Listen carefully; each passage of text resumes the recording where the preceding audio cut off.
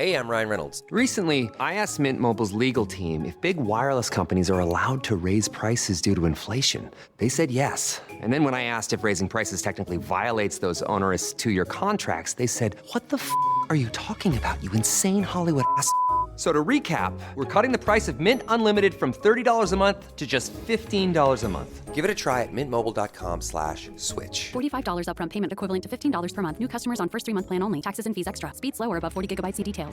You might already know how one small shift in thinking can lead to extraordinary change. Imagine receiving insights that can inspire your next big breakthrough. That's exactly what you get when you subscribe to Paper Napkin Wisdom's newsletter. Go to papernapkinwisdom.com and join us today. Welcome to Paper Napkin Wisdom, where we share pearls of wisdom shared by some of the world's top entrepreneurs, leaders, and difference makers. Here's your host, Govindh Jayaraman. Hi, I'm Govindh Jayaraman, and this is Paper Napkin Wisdom, episode 229. And today we've got a special guest, Sheelagh Whittaker, a legendary Canadian business leader, former CEO of EDS Canada, and someone whose voice has shaped boardrooms around the world. She's also an author, a pioneer, and someone who's never shied away from speaking truth to power. As Sheelagh and I dive into this episode, I think you'll start to hear what becomes possible when you use her tools as your superpower. You're going to notice how this clarity changes the energy of your leadership and how courage shows up when you least expect it. So as you listen, you might begin to reflect on how you may be holding back and how things might shift if you just let it out. So let that thought grow. And when it does, write it down, capture it, and then post your napkin moment using Paper Napkin Wisdom as a hashtag and become part of a conversation that's bigger than any one episode. So let's dive in to my conversation with Sheelagh Whittaker. Sheelagh Whittaker, welcome to Paper Napkin Wisdom. I'm thrilled to have you here today. Well, I'm delighted to be here. Thank you. So for those of you who are just listening and not watching the video, Sheilagh's got a very interesting, view behind her with some really interesting art and just beautiful colors. So I want to just say it's a very happy environment that you're in right now, Sheelagh. Thank you for sharing that with us. Oh, thank you. And yes, it is happy. It is. Yeah. So your paper napkin is simple, short, but I think there's a lot to it. So I want to share it with everybody. It says, "Tell the truth quickly." Why did you share that with me? Well, when I got the opportunity to think about a paper napkin piece of wisdom, and I think, there is a long tradition of clever things written on paper napkins.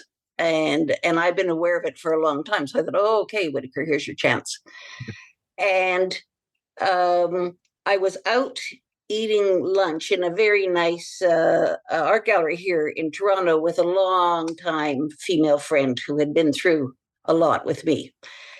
And so we had a delightful lunch, and the waitress came up with our bill and said it was such and such. And I said, well, I was totally responsible for it because I had missed the previous lunch that we'd set up, and I felt very guilty. And then I said, but it sounds low. And she said, no, there's this on it, and this on it, and this on it, and this on it. And I looked at her and I said, no, you forgot at the beginning, I had a hot toddy, and that's not on this list. And she said, oh, well, I'll go in at it. And when she left, I said to my friend Karen, I said, that's it. Tell the truth quickly. Big things and small.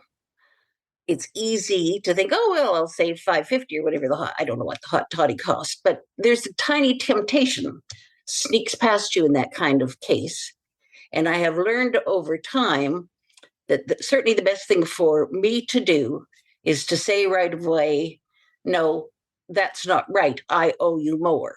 Or no, you're not going to get this opportunity. you're very good, but I shouldn't leave you hanging out there. So then I decided that's what would be my paper napkin wisdom. And I've thought about it since, and I've thought that it's helped me a lot in life. It saved me a lot of angst, of hand-wringing, of, oh, what should I do or say? Because when you don't tell the truth quickly, you can get caught in subsequent untruths or in trying to figure out when should you tell the truth or how to make the truth less impactful now that you've given it an outing, you know? So that's how I came to it. So there's a, and I wondered about this, and I wonder how quickly we'd get there. But the imagery of this little figure on your shoulder facing you, this art that's behind you. Now, that's not what that art is, but the way your posture is with this little figure on your shoulder facing you, speaking to you, is neat, along with this tiny temptation idea that sometimes just tries to sneak past you. And what I liked about what you said there was there's an awareness that you have to bring, because that temptation is there. And if you're not careful, it will sneak past you, right? Yes. Even create hesitation. Isn't it true? Yes, it does. Yes. Now, look, I think all of us have been in a place where we wondered for a moment or longer what to say about something. And maybe it's not as simple as a hot toddy missing from a bill at a restaurant. Maybe it's something more complex. Maybe feelings are involved, or saying something might jeopardize a relationship in our perspectives. And that hesitation is also something that it sort of sneaks past you. It's not temptation comes in a lot of different ways, doesn't it? Yes, it does. And the hesitation is a communication. So tell me about that. What does that mean? Well, you say to somebody, good news, you're going to be invited to such and such an important dinner. And you say, oh, who's coming? And they tell you, and then you say, I might be busy that day, something like that. Sure. You've told them that you're not actually telling the truth. You're going to go away and decide whether or not you like those people enough to come. Mm-hmm. But the other person knows that, so you may as well have been straightforward. And could they not fill that gap with other narratives as well that might be even more damaging? Like, this person doesn't like me. I'm not important enough for them to show up on this day. Yes. Right. There's yes, a whole bunch of other things, right? Yes, they can. Or what do they have that could be more important? Or even the more simple one, which is, why wouldn't you just tell me the truth? Like, why wouldn't you just say that you're not interested in being there with that group of people? Mm-hmm. Mm-hmm. Right? And that's also distance. So I think that tiny temptation that sneaks past you in that moment, and that's one of the things that really caught me about your napkin, because there's nothing unique about it, but the idea was quickly, and the speed of the truth is really important. Yes, and you read it perfectly, because it is tell the truth quickly. When I heard you read it, I thought he's caught the message that it's quickly is the most important, almost part of the message. So is that okay? So sometimes people feel that when rendering an opinion, let's say their truth is about an opinion about something, mm-hmm. and they're asking, people are asking, hey, what do you think of this thing that I've poured my life's work into? What do you think about it? Right. And we hesitate in that moment too, because we want to be kind, even though maybe they use salt instead of sugar and it tastes awful. Right? But how, I think you're saying it still applies there, doesn't it?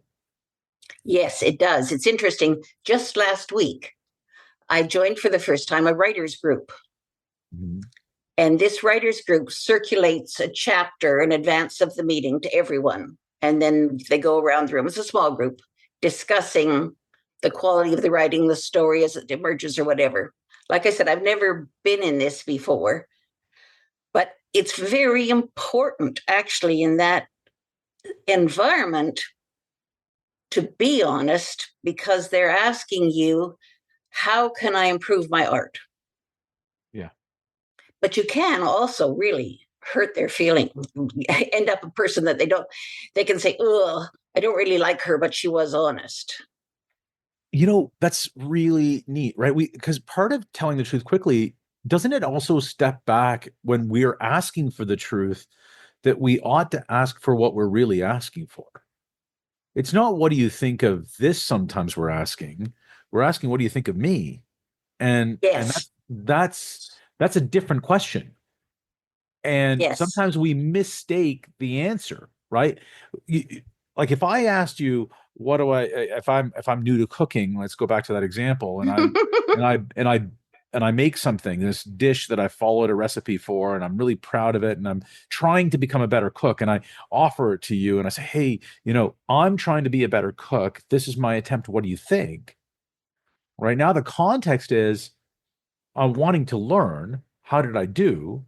As opposed to anything else. So you can answer the question quickly and honestly because I've asked a better question. Doesn't that also apply from the point of asking a question and asking Well, some people? of it depends on how well they know you, of course. Of course. We have a wonderful story in our family.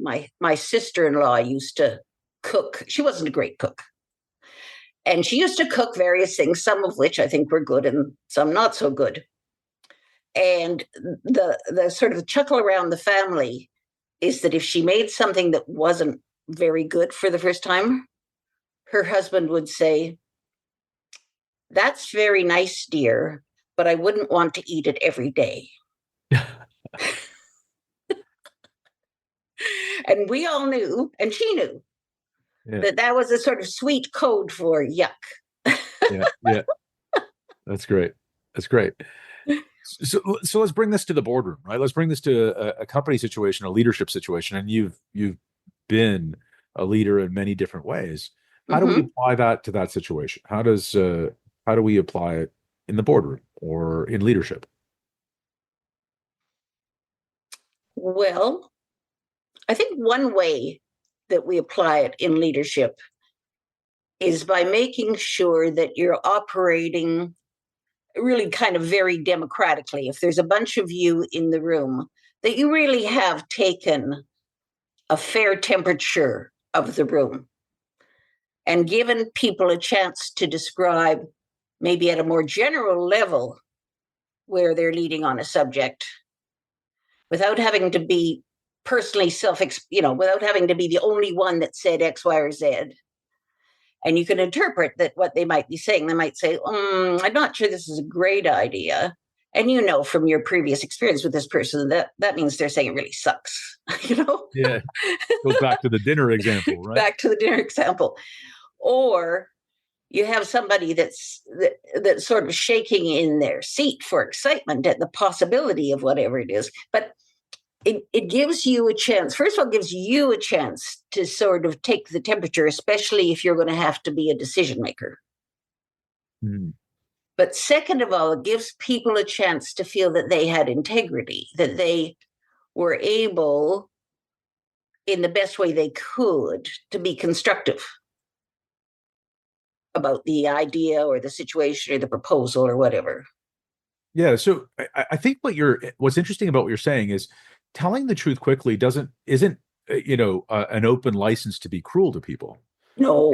Because you're talking about being constructive, but also truthful, and all of that can happen at the same speed, can't it? Yes, it can. Yeah.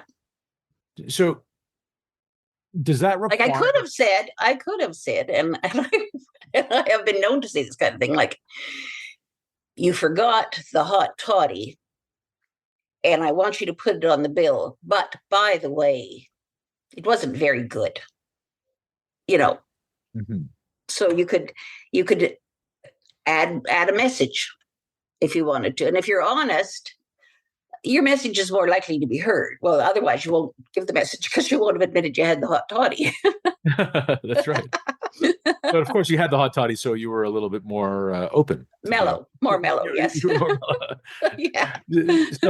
so I find it really interesting, though, that you're suggesting that it's possible, right? Because I think that people think of the speed of truth almost always being harsh, that it's a harsh truth. It's the brutal honesty. I mean, those are the terms that are usually bandied about, but you're not talking about that. You're talking about something that is inclusive, but still transparent. Yeah. Yeah. I'm talking about, wow, that's an amazing idea. Or, well, that's an amazing idea. And what Jeff over here is suggesting is going to make it even better, kind of thing. That sort of thing. More, but then these people who are dealing with you know that when you say, got any other ideas, that you're being honest. Yeah. That's right. So do you think that the quickly part, again, the time, because I think that one of the other things that you said is silence is an answer, right? But it may not be the answer you wish to convey as a leader. Is that right? Yeah. Right. So also speed promotes clarity, doesn't it? Even Yes, if you're not particularly clear with what you're saying, silence is less clear than something. Yes, because one of the things is sometimes if you speak your truth, like, I really don't like that in bright pink. Do you think you should have done it in green? And then you hear the other person or other people say, well, it's springtime, you see. And we were thinking that we wanted to evoke a fresh feeling about it. And we know you like pink, but that's because that's your thing. And you can't always have pink, Sheelagh. But it gives people a chance to also shift their own opinions. Yeah. Or to come to a consensus, to come to some kind of consensus. Or to leave out the part that the person told you they didn't like, or that they were dishonest about, or whatever. And time, like the passage of time creates at least an emotional investment in what's being said, isn't it? Like if I say something, go back to your pink and green example. If I say it should be in pink, and or and leave it there for a day, a week, or a month, and then you come back afterwards and say, well, I shouldn't have been in green. There's two things. All that silence has done two things. I'm more invested in this idea. I think we've moved past it to something else.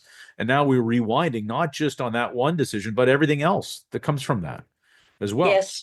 Yes, I think so. I think it's the same thing with, but I was thinking about the example, tell the truth quickly, when someone, for example, is not going to get a job or not going to get a promotion.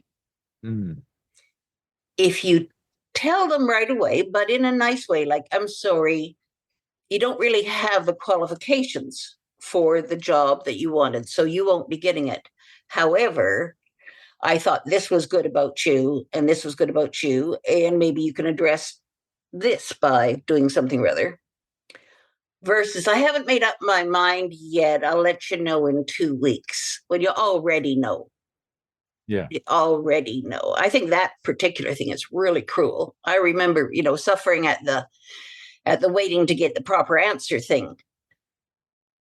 And you're, a lot of your life is hanging on whether or not you get this job, and the person is just playing with you. So let me ask you though, because you've had this on both sides of it, and I want to sort of rewind a bit. But have you always had this philosophy of telling the truth quickly, or is that something that you learned to exercise more through your experiences? I think I learned it to exercise more through experiences. It was funny. I have this story about my daughter. When she was 2.5, I had some animal crackers. This was back in Ottawa. We were living in, I had some animal crackers, and I put about 8 on the table, and I said, there's your animal crackers. And she said, and I put the rest away, and she said, Mom, I'm going out to play in the backyard. Watch the animal crackers for me. So she's out playing for quite a while, and I eat a couple, because I know there's more in the cupboard, And she comes back into the house and she looks at her animal crackers and she looks at me and she says, Mom, what did I tell you? 2.5. What did I tell you? I said, you told me to watch your animal crackers. And she said, and what did you do? And I said, well, I ate a couple, but there's plenty more in the cupboard. I'll get them, right now. And she says, what did you learn from this?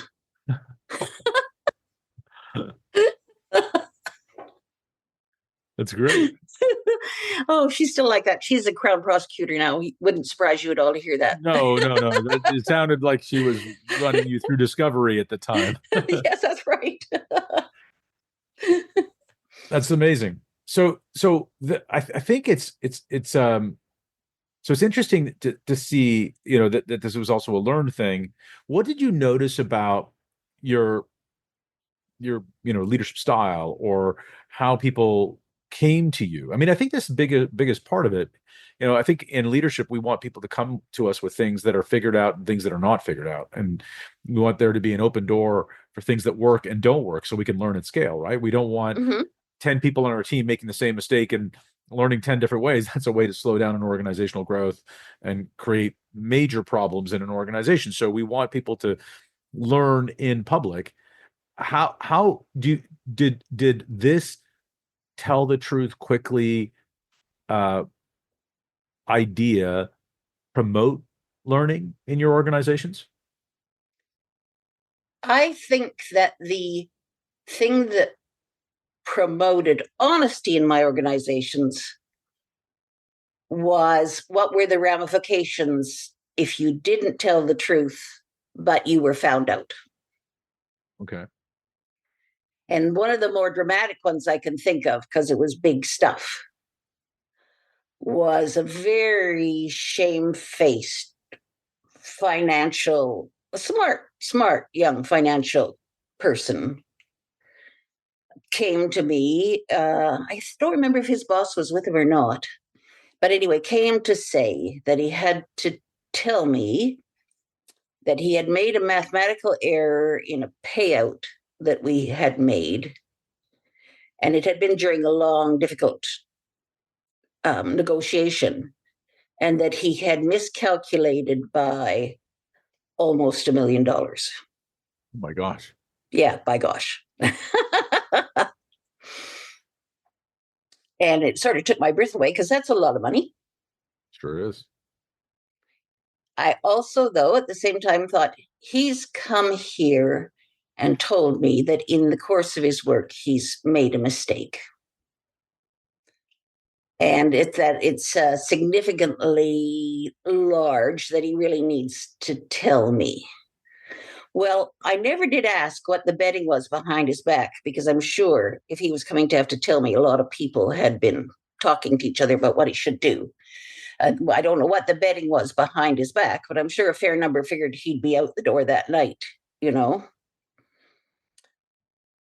But I just thought about it, and I thought, well, we can tell the people we've miscalculated and see what they do, see if they have integrity about admitting that they got more than they should.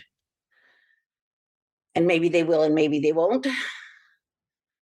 But we all work hard and we're trying to do things right. And sometimes we make big mistakes. Anyway, he didn't get fired. And I can't remember if the people we overpaid had integrity or not, which is interesting that I can't remember that part. Right. I was just going to say, I think that's an interesting thing, because. But he was, he was a young man trying to do his best and work his way up, and we all make mistakes. So what impact did that have on the rest of the team when they learned about that? Well, I don't exactly know, but I'm sure some of them thought I was too easy on him, because people think that. But I think people thought, that's an interesting person. That's an interesting leader. I should see what she does. I think I'm hoping that was the case. Yeah. So I believe that when people make mistakes and share those mistakes, and we can all learn from them, Mhm. The value is immeasurable because we've now, at that point, organizationally, you've borne the cost of the Yeah. mistake, Yeah. right? So you might as well get the reward from it and spread Yeah. the learning around. Yes, that's And right. if you don't, and that same mistake were to happen again, well, then we're just, we're now foolish. Then he'd be fired, I'll tell you that. But I Right. I bet you dollars to donuts that he would never make a mistake like that again in his life. No, and he would be better for it. The organization is better from it because not just they're not the only ones who got the learning, but everybody got the learning. Hmm. And the learning also wasn't to cover it up. The learning was to share it and share Yeah. the mistakes. And so I'll bet you there was huge organizational value there. And I know I can think of other stories where people made big mistakes, went to their CEOs thinking they were going to be fired, and instead said, no, we've just invested now X number of dollars in this mistake and in you. So that's your Yeah. executive education. Pass it on and never do it again. Yeah. And Yeah. make That's a sure good the way of putting organization, right? That's a good way of putting it. Also, I think that senior people are human. Yeah. Senior people have made mistakes in their lives, maybe not so big, but maybe still significant, and lived in fear of what was going to happen to them. And maybe sometimes for senior people, something bad happened, you Yeah. know, and you don't want, and you think that really wasn't fair. And why would I do that to someone else? So some of it is sort of morality, caring for other people. Yeah. I want to ask you about this lived in fear part because this is a nice segue to this figure off your left shoulder. Mm-hmm. Mm-hmm. And this figure is a beautiful piece of art, which I find uh, quite provocative in a number of different ways. Mm-hmm. It's a woman wearing a skirt. She is sitting atop a ladder that's leaning up against a wall, and she sort of has the demeanor of having reached this point, but being weary or fatigued, or tired in some way. Yeah, that's what I see. I see, ah, Yeah, that's right. what I see. So, Yes. so, so I know that this was gifted to you Yeah. from one of your organizations and your teams, Mm-hmm. and this idea of living in fear. I mean, I see this figure, this woman who's climbed the ladder, has reached the top of the ladder, and is having that sigh, that sigh. Mm-hmm. But isn't there an extra amount of fear of judgment, a fear of, I don't know, everything that goes into that. There's so much in that idea. You were practicing this live the truth, tell the truth quickly, but at the same time, perhaps we're fearing judgment from elsewhere. Is that wrong? Was I? Um, I think, in fact, what I see in it is that people think if you get to the top of the ladder, that you think you are, you know, um, amazing. That you've done it, and you kind of got the decoration for it, and everybody else is kind of, second tier or whatever. And what I see in it is, no, you aren't sitting there thinking how smart I am, and how you might be thinking how lucky I am, because luck plays a big, big role. But you aren't self satisfied at the level people imagine that you are. And I was very impressed that the artist captured that, because he's an artist, but that it isn't all about, oh wow, look at me, I did it, ha ha. It's not that at all. It's, I'm pleased at a certain level, but it wasn't that easy, you know. Right. So there, you can read really a lot into it. You Yeah, know, it's she remarkable. she has a lovely simplicity, and it is remarkable, and it's a very insightful for a male artist to see that sense. And I'm sure that males at the top of the ladder feel something, but not, they feel their own set of something, I think. Yeah. They don't feel that something. They may feel like imposters, for example, or something, but I don't know. I may be assuming maybe males do feel tired at the top. Well, I think there are some shared experiences, but there are some unique Yeah. experiences as well, and I think that's appropriate. Yeah. I just think that I think it's interesting when we talk about all of this sort of fear of judgment, this living in fear, or this idea of how leaders are perceived, but how we all are perceived, and how that also sometimes leads to us not telling the truth quickly. Like we might get there, but we may not get there quickly. So what is one way that you use, or do you have a reminder that you use to ensure that you are responding quickly when necessary?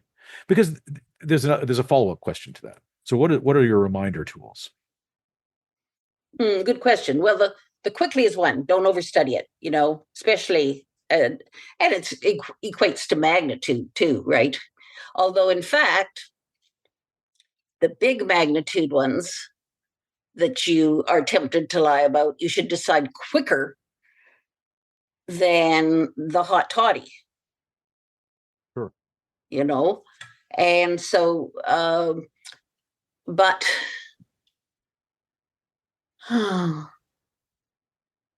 these days, I get questions from my kids about what they should do because their lives are complicated. And I love to be involved in their lives. And in those cases, I try very hard to say, this is the honest route to this problem. This is my route. Mm-hmm. But I, on the other hand, try and balance, the the cookies in the cupboard, and think, okay, but I'm not all knowing and all seeing. This is their truth, so I have to be careful. Yeah, that's a powerful thing. The other part of this was, there's a great truth that when asking a commitment question to someone, it's important to be silent and wait for the answer. And so telling the truth quickly, tell me how it applies on both sides of that sort of adage, that idea that when asking a commitment question, it's important to wait for the answer and be silent waiting for the answer. So there's the patience and time involved in that. But how does that play into this wisdom? Well, it's interesting because something in your formation of the question made me remember probably the most important time in my life to be truthful. My second husband and I were getting pretty serious, and I really loved him, but I was no kid. I had life behind me. He had life behind him. Mm-hmm. And there was a lot of scope for finding out something about that the person did when they were 25 that you really think, ugh, who is this person? So we agreed to tell each other everything that we thought was bad that we'd ever done. Wow. And it was scary at a certain point because I know after I told him all my bad things, and it takes a long time, he was quiet for quite a long time. And I thought, oh no, I've done it. I've lost him because I told him something about myself that he just can't tolerate. Because there are, and I listened to all of his things, and there were one or two that kind of hit me in the heart. But I could see that you couldn't live to his age and not have done some things that might hit your wife to be in the heart. But anyway, subsequently, we were married for, I think, 32 years. I was so glad that we had done that. It really mattered. So it's almost like the bigger the commitment question, the better the truth, the more quick, the more important. And you said this, don't overstudy it, just do it.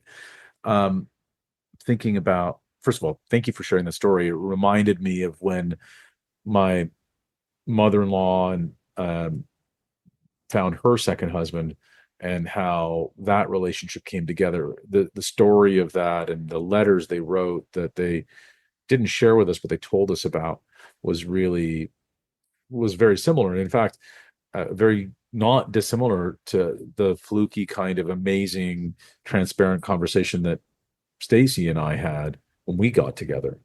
And I think how we accidentally, on purpose, had this tell the truth quickly conversation. Yeah, exactly. And it was great.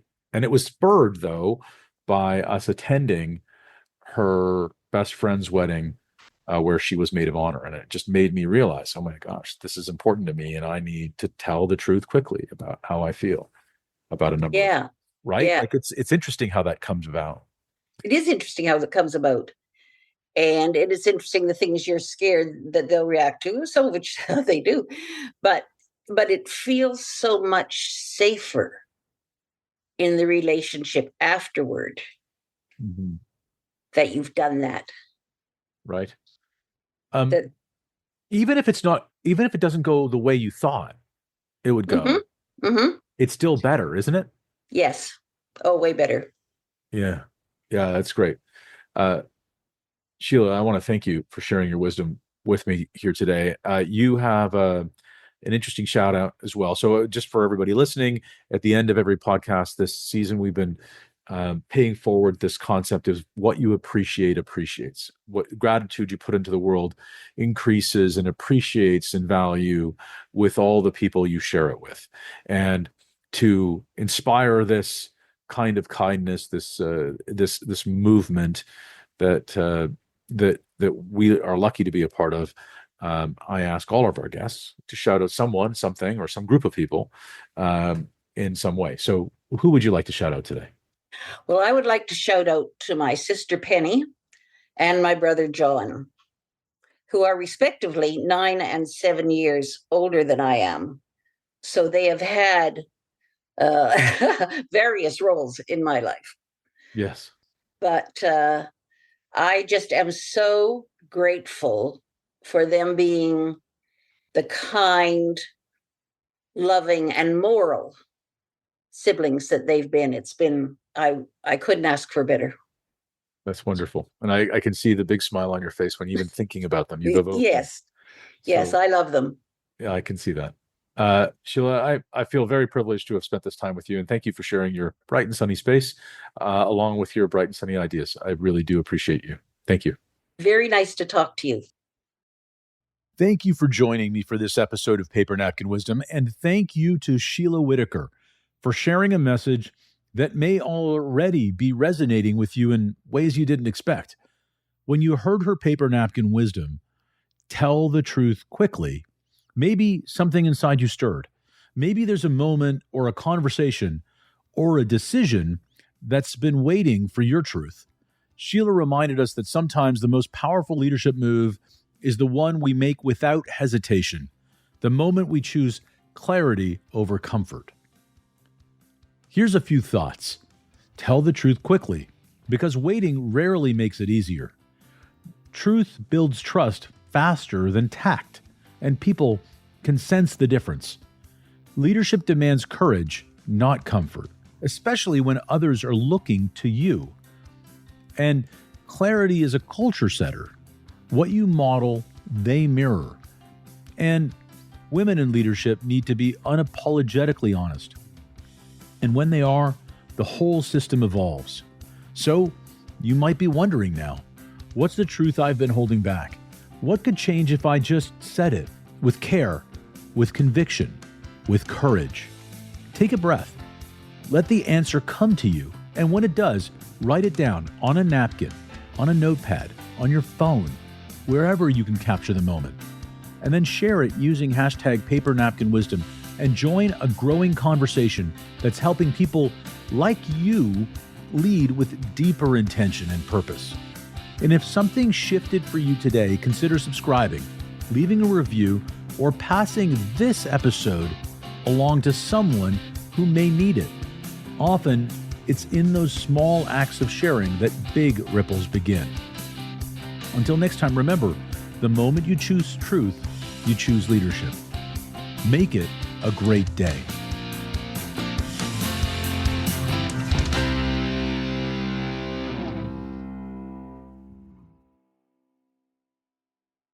Ryan Reynolds here from Mint Mobile with a message for everyone paying big wireless way too much.